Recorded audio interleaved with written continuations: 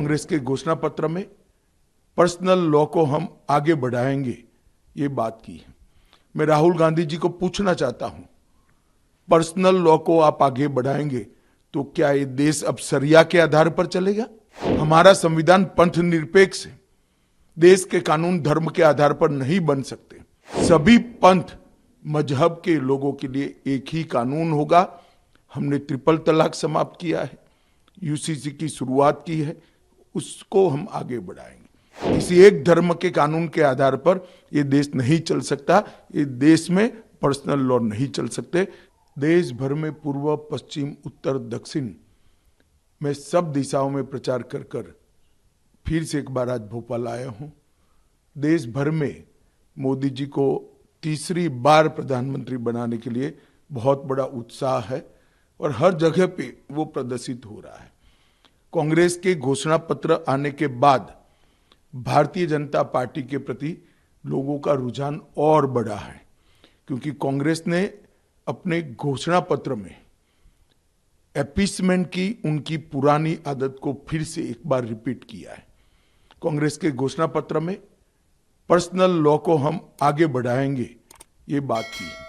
मैं राहुल गांधी जी को पूछना चाहता हूं, पर्सनल लॉ को आप आगे बढ़ाएंगे तो क्या ये देश अब शरिया के आधार पर चलेगा?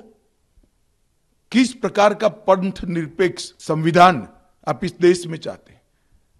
हमारा संविधान पंथ निरपेक्ष है। देश के कानून धर्म के आधार पर नहीं बन सकते। भारतीय जनता पार्टी ने अपने घोषणा पत्र में स्पष्टता के साथ कहा है, हम यूनिफॉर्म सिविल कोड को लाएंगे। सभी पंथ मजहब के लोगों के लिए एक ही कानून होगा। हमने ट्रिपल तलाक समाप्त किया है, यूसीसी की शुरुआत की है, उसको हम आगे बढ़ाएंगे। राहुल गांधी जी पर्सनल लॉ की बात करते हैं, वो देश को खंड खंड तोड़ने की बात है। और शरिया के आधार पर क्या यह देश चलेगा?